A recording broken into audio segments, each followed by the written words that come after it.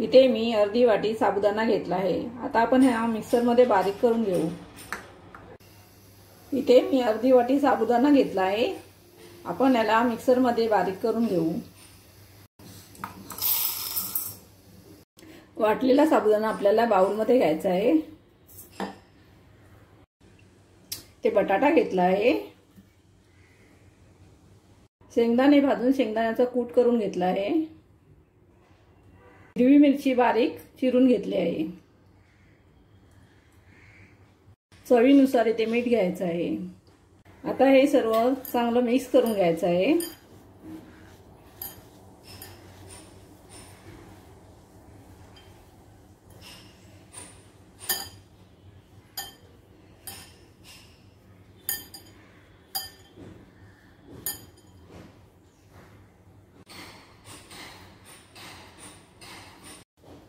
हे चांगलं मिक्स करून घ्यायचं आहे।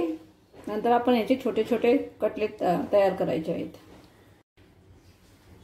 हे सर्व चांगलं मिक्स करून घ्यायचं आहे।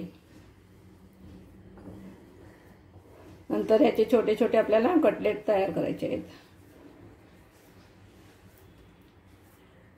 अशा प्रकारे हातानेच त्याला शेप द्यायचा आहे।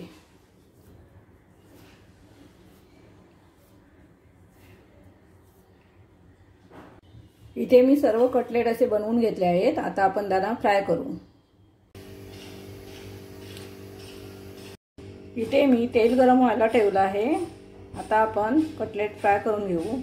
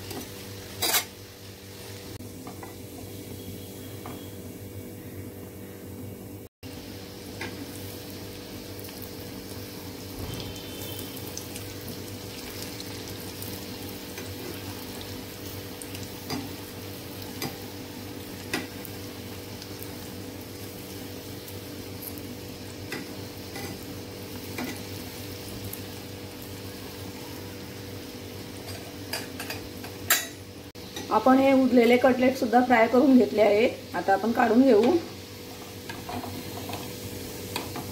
अशा प्रकारे आपले उपवासाचे कटलेट तयार।